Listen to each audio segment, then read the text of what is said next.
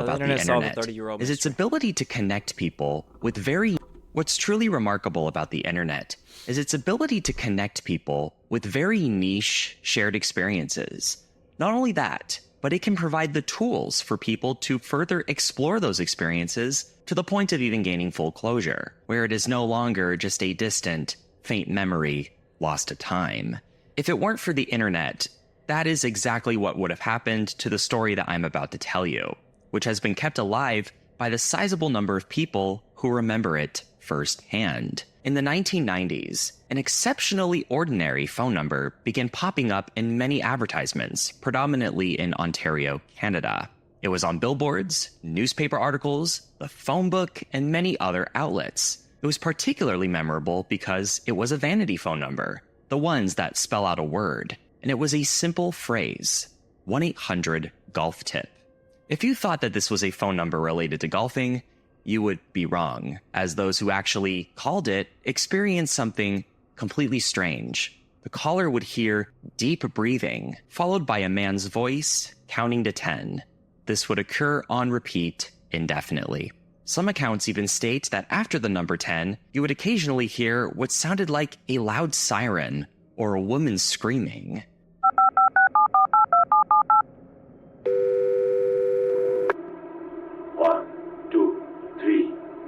Yeah, as soon as I hear that, I'm out. I'm gonna think my phone's about to explode. 9, 10, 1, 2, 3, 4, 5, 6, 7, 8, 9, 10.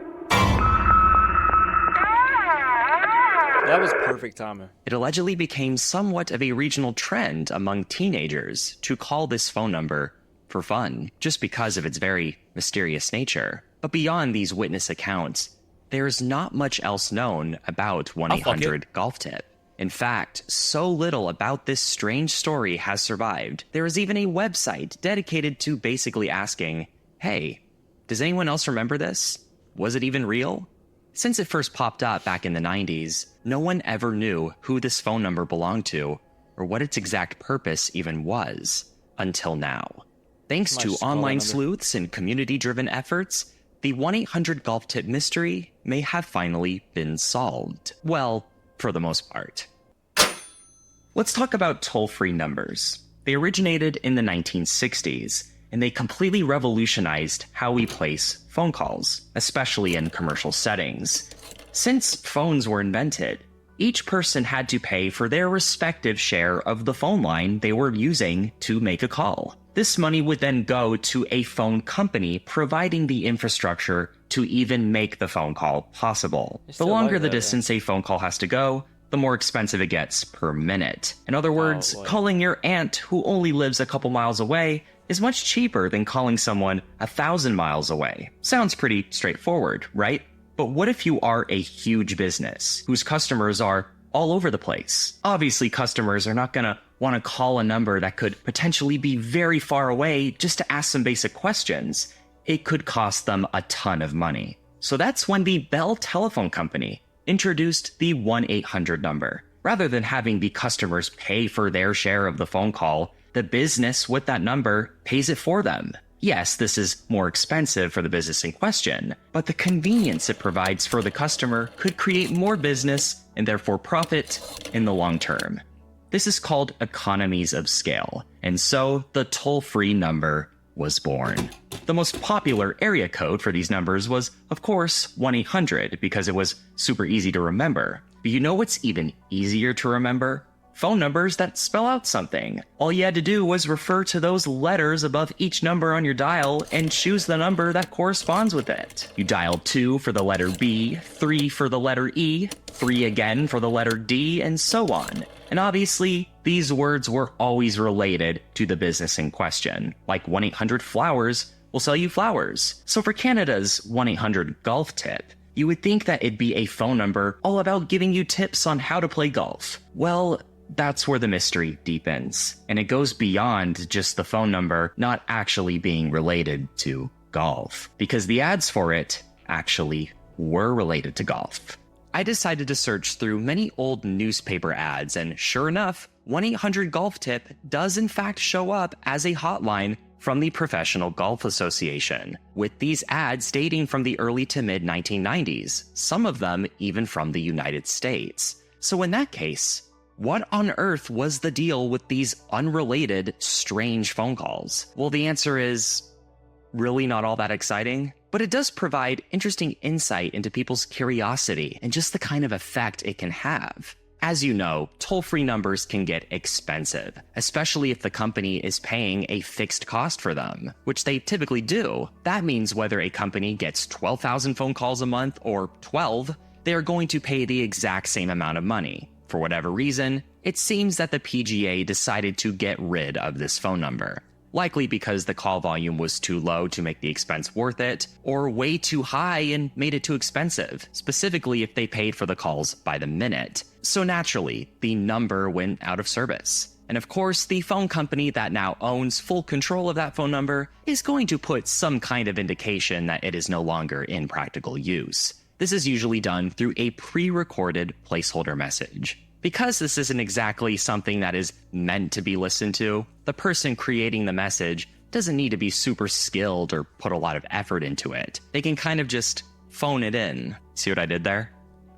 So the idea of some guy just recording himself counting to 10 to place as the recording to this now inactive phone number isn't all that far-fetched. Of course, such a recording would play on a loop when the user stays on the phone for a long time. That sound that some people heard that sounded like a woman screaming, well, that really was just a siren noise. In fact, it was the default sound that the phone company would play when a phone was left off the hook for too long. This would certainly make sense since so many of the people who claimed to have heard this said they heard it around the 10 to 12 minute mark. All the phone company sees is someone listening to an inactive phone number for long periods of time, and therefore sends out that signal. Landlines obviously still sound a bit muffled, even if the connection was pretty much constant. So the low frequency would make this siren sound resemble something like a human scream. And lastly, even when something goes out of service, it is not uncommon for the billboards to stay up for a considerable amount of time. And this would explain why people would find these ads, call the number, and get this strange recording as a response. In addition to the archived 1-800-GOLF-TIP ads, online users did further digging and found examples of other unrelated phone numbers that featured very similar recordings. 1, 2, 3, 4, 5, 6, 7, 8, 9. 1, 2, 3. This was quite a significant lead, given that there is only one recording of the 1-800-GOLF-TIP phone calls that is known to exist. It was supposedly captured by a user known as Peabody, who recorded it off their receiver back in 1994. Having the chance to actually compare the similarities between different phone numbers with similar setups has allowed us to really narrow down all the possibilities for what this could be, instead of just relying on distant memories. So there you have it. A 30-year-old mystery solved. Right? Well, not exactly. I do believe that this is in fact the explanation for what is going on here, but there are still some questions that have been left unanswered.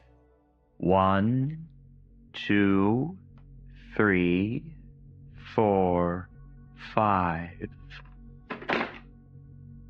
Were you getting bored just now? You've probably been told that this is currently the fastest way of mass communicating I'm gonna do that instead of as my voicemail. information over the telephone. But what if I told you that that was quickly changing, and there was a much quicker, more radical way of having your voice heard potentially by thousands of people? Well, it's all thanks to the computer, and it's much easier than ever by Squarespace.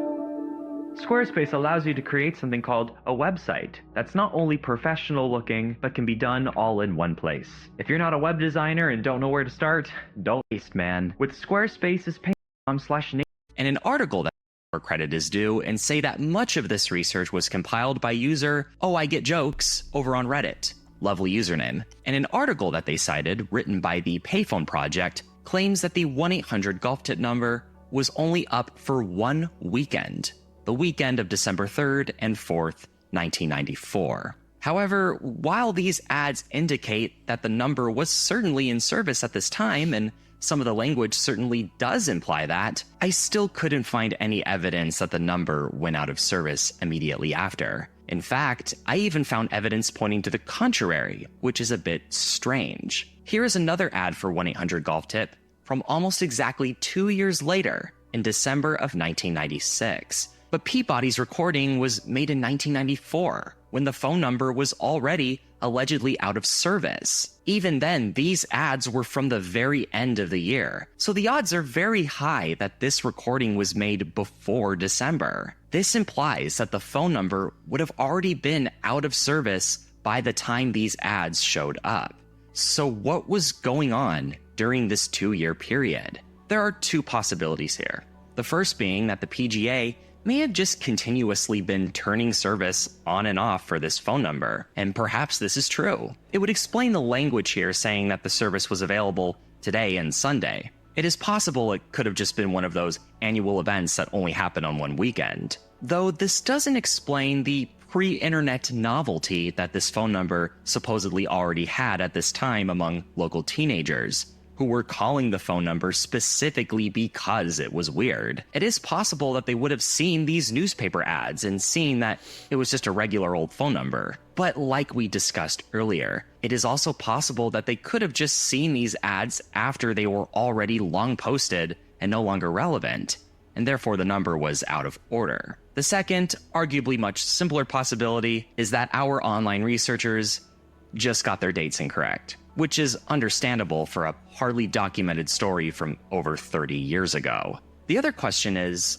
what is with the audio of the man counting? Why can't it just be a recording of someone saying, sorry, this phone number is no longer in service? I couldn't find anything on Google about this, but if I had to guess, it would be that it's something to do with data preservation, both in terms of transmission and clarity. A lot of landline phones in the 90s didn't really have a timer on them to count the duration of the call. So someone counting to 10 could be an easier way to measure out how long a test phone call is and make sure that all the data went through successfully. Again, this is just a guess of mine. Though I think the more likely explanation is that saying the words 1, 2, 3 allows for all necessary sound frequencies to be properly tested. My guess is it's kind of like the sound version of the quick brown fox jumps over the lazy dog, or the Indian head test pattern. It is designed to evaluate all possible outcomes of a specified medium to ensure that it operates at peak efficiency. In fact, the whole check 1, 2, 3 thing has been a practice since microphones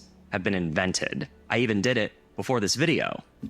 I actually reached out to AT&T 2 different times about this entire situation since I started working on this video, but I have yet to hear back from them as of right now. But who knows, they could always reach out later. But until then, this is all just speculation. At this point, 1-800-GOLF-TIP is kind of like that puzzle that you only need 5 pieces left to complete. You can make out what the picture is, but it technically isn't finished yet. But the fact that there is such little information about this very strange, borderline creepy, distant memory that a considerably large number of people share only works in its favor.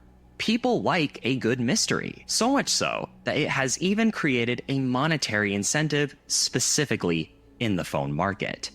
A few years ago, a super brilliant phone scam was going around that had a similar vibe to the 1-800-GOLF-TIP story. A bunch of toll-free numbers started receiving phone calls from stolen phone numbers that would just play weird, cryptic sounds. These sounds included a train siren,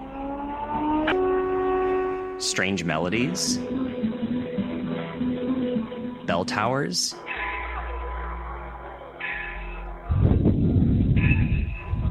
even people's intimate conversations.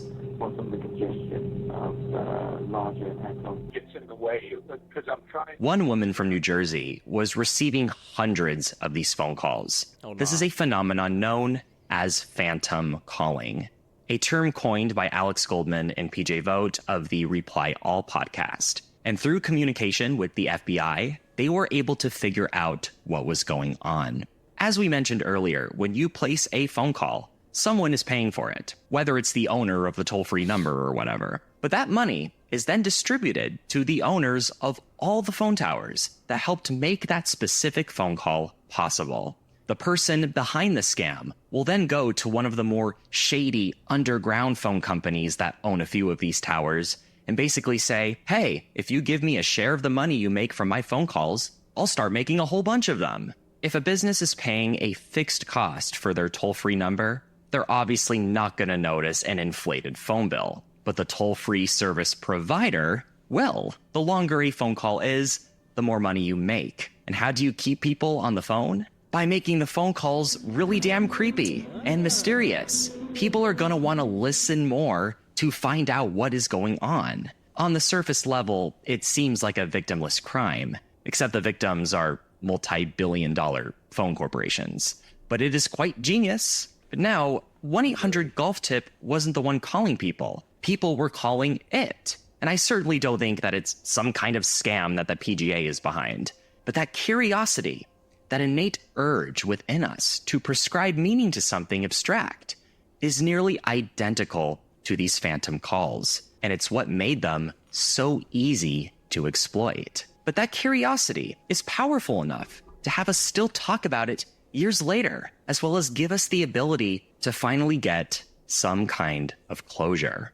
Even if it all ends up being nothing, that's still something. You catch my drift? I've made videos deep diving into other internet mysteries, particularly related to YouTube, which you can find right here. A special thanks to all my Patreon supporters down below, patreon.com/nationsquid.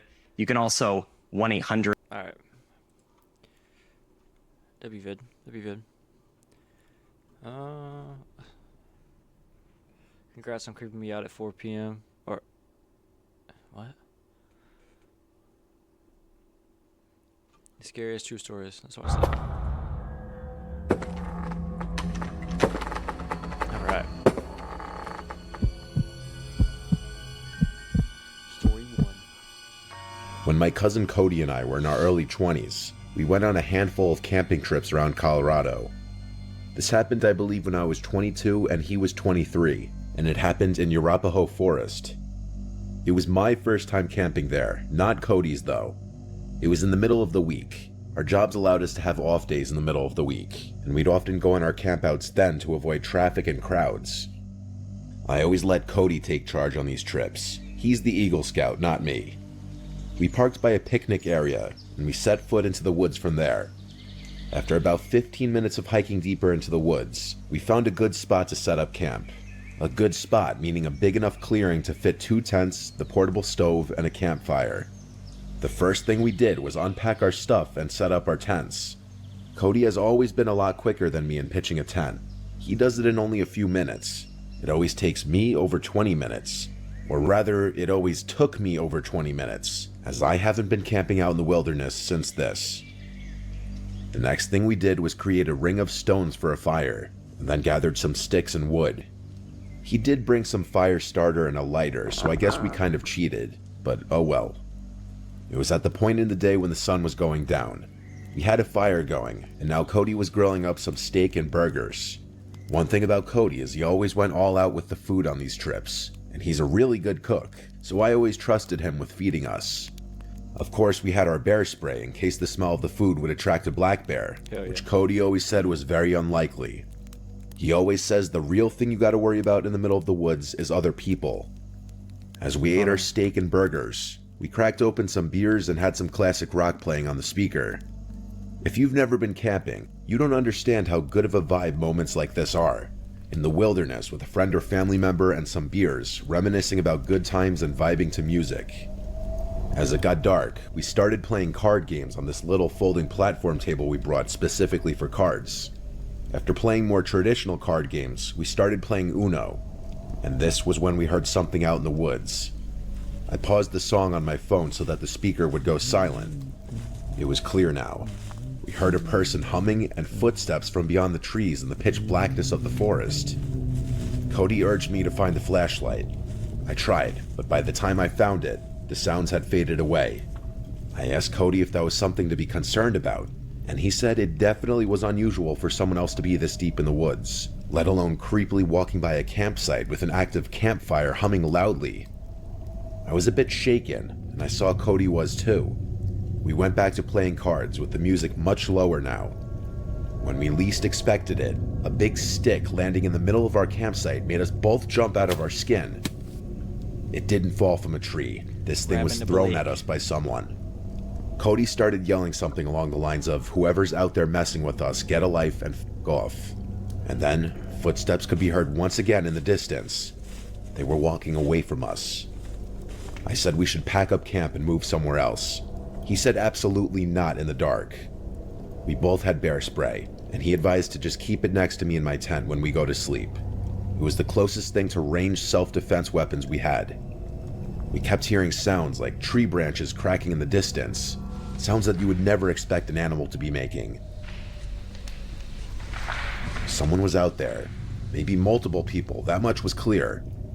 We had to go to sleep eventually, so we agreed that maybe we should take turns staying up to keep watch to make sure that no one comes to our campsite and steals anything, or worse. Cody agreed to take first watch. He said he'd stay up and read his book. So I crawled into my tent and then my sleeping bag and went to sleep. Waking up in the middle of the night while camping is normal. You're in a cold, outdoor environment in an uncomfortable sleeping bag. Any number of things could wake you up. I didn't yet know what woke me up. I was still in a fog. My brain didn't feel fully woken up yet. I looked up and saw a head peering into my tent. It looked like Cody. I rubbed my eyes, but really it was the darkness that was preventing me from seeing anything of his face. I said, "Cody?" thinking he was waking me up to take my turn of keeping watch. I said groggily, "Is it my turn?" I stared at the head peering at me in my sleeping bag, slowly growing more awake every second. Then I heard the zipper to the tent quickly zip up, and his head disappeared. I laid back down in my sleeping bag, but only for a second. I suddenly had some weird moment of clarity, where I shot to an upright position and listened as the footsteps walked away. "Cody," I said. He didn't answer. I unzipped my tent to peek out to the campsite. The fire was dead. Cody wasn't out there. I went over to Cody's tent, which was zipped up. I unzipped it and looked inside to see Cody fast asleep in his sleeping bag. I got chills, goosebumps, whatever you want to call it.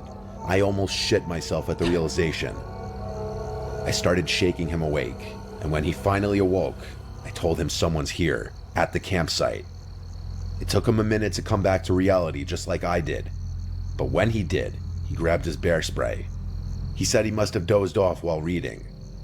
He said I should sleep in the tent with him tonight, but to do that, I'd need my sleeping bag. He came outside of the tent with me and stood watch as I ran to my tent to grab my sleeping bag. How far away were you? In my tent, grabbing my sleeping bag, I heard that goddamn humming again from outside. I grabbed it, and Cody whispered at me to hurry up. I said, "You hear that too?" He said yes. We both got back in his tent and zipped it up, with our cans of bear spray by our sides.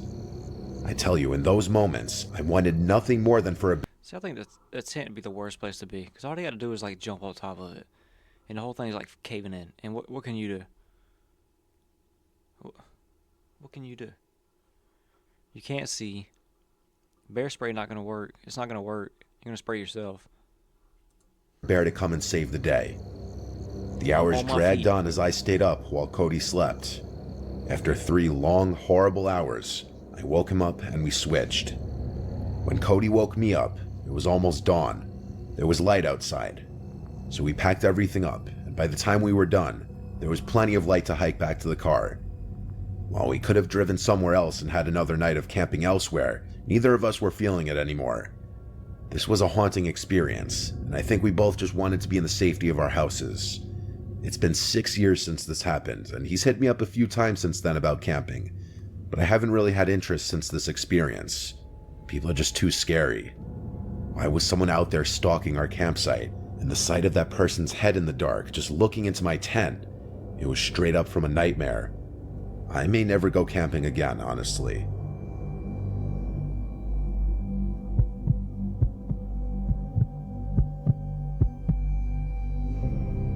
Whenever I was scared as a kid, my dad had always told me in life that you should not be scared of ghosts. Fear the living, because they can actually hurt you. In my late That's what I've teenage always been years, told. I came into some money after my father committed suicide and I received an inheritance from him. At the time of my dad's passing, he and my mom owned a cabin up in Oregon by Mount Bachelor. The cabin had been put up for sale since my mom could no longer afford the payments, and renting it out was not covering the payments either. The cabin was set to go on the market for sale in less than a month, and was in the process of finalizing all the paperwork with the realtor and lawyer. So for that month's time, the cabin was not going to be rented out any longer and was just going to be vacant. I saw this as a chance to get away for a while and clear my head in light of all the things going on. I quit work, packed up my snowboarding gear, grabbed my dog Midnight, and headed up in my dad's car to the cabin. My first 2 days at the cabin were normal, and nothing out of the ordinary happened. I spent my days playing with Midnight in the snow and snowboarding, and the evenings playing PlayStation or listening to music, drinking and smoking out on the balcony. I had already stocked up on food, cigarettes, and liquor, so I was pretty much a shut-in, aside from the occasional out to hit the slopes. With my dog as company and DVDs, PlayStations as entertainment, I was quite content, and started to feel relaxed after all the drama that had preceded my outing. The cabin itself was 2 stories. The bottom story had the living room and a side guest bedroom, along with a small kitchen. Upstairs had another 2 rooms, along with a walkout balcony attached to the master bedroom. Most of my time was spent either in the living room, kitchen, or master bedroom. I never ventured into the other rooms, and always kept the doors leading into them shut. The 3rd day came around, and I was going through my usual routine of playing with my dog, playing games, and watching DVDs. That day it was a pretty heavy snowfall, so instead of hitting the slopes, I stayed in. That's when things started getting a bit weird. In our area, there were only 2 other cabins adjacent to ours, maybe a block away from each other. All other cabins aside from these 2 were around a mile away from ours. Surrounding us was mostly forest and very tall pine trees. Both these cabins were empty, and from the past couple of days, I knew that no one was currently staying there. Around midday, while outside with my dog, I noticed what looked like footprints in the snow around the area surrounding our cabin. It was still snowing, so the footprints looked semi-fresh, like someone had just been there in the last 20 to 30 minutes before me. I thought that maybe someone was staying in the cabin near me that I may not have noticed. Maybe they were shut-ins like me. Alright, whatever. The footprints led away from my cabin and they disappeared in the snow towards the denser part of the trees. I disregarded the footprints and went back inside. Nighttime came around and I decided to head to bed. My dog Midnight was laying on the bed with me when I noticed his ears perk up to a listening position. This was followed by him quickly jumping off the bed and running downstairs to the living room. I lay in the bed and stayed silent. I was honestly freaked out. And I could hear him moving around downstairs back and forth. After around 5 minutes, he ran back upstairs to me and started to do his doggy dance for the sign that he had to pee or that he wanted to go outside. Shit, well fine, I can't say no to him, so we both went downstairs to the outside driveway for him to do his thing. Only he didn't want to pee. As soon as we were outside, he started to pull his leash, trying to drag me to where he wanted to go. He kept looking into the dense part of the trees where the prints had been earlier, but he also kept sniffing the side of the house and looking up towards the roof. After he figured out that I was not going to go where he wanted, he sat himself down and just stared into the darkness.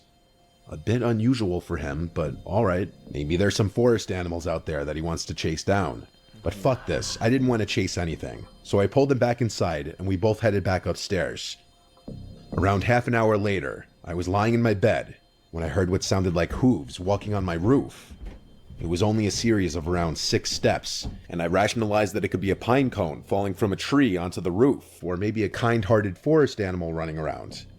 But here's the thing. The steps seemed to be spaced apart like a man-length stride, so it was really freaking me out. Midnight also heard the noise and was quick to run to the balcony screen door, expecting for me to let him out. Alright, you know what?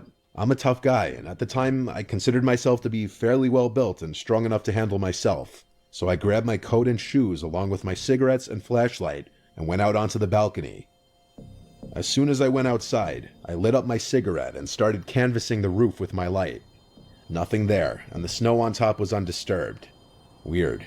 Was it all in my head? What about Midnight hearing the noise? Maybe he was feeding off my paranoia. I started to calm down and relax again.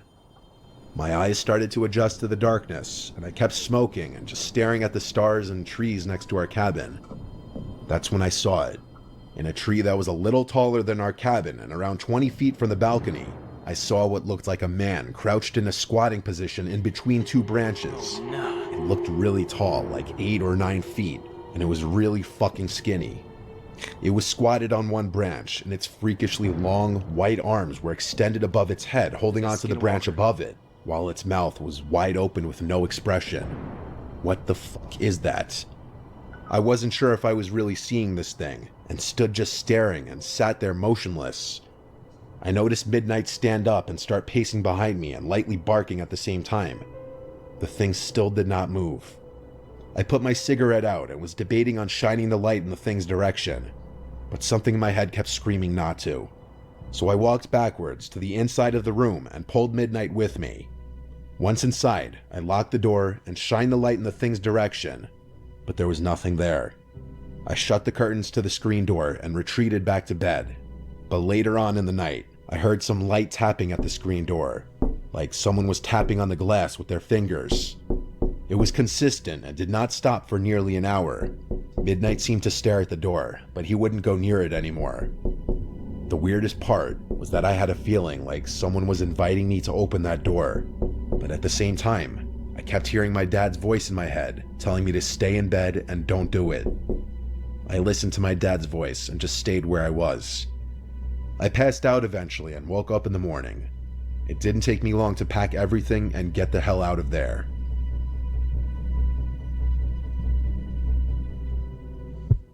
Alright. What's up? That's all we got time for today. Alright.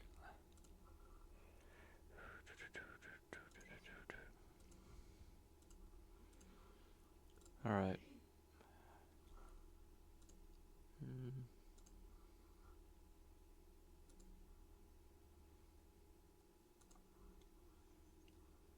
W stream.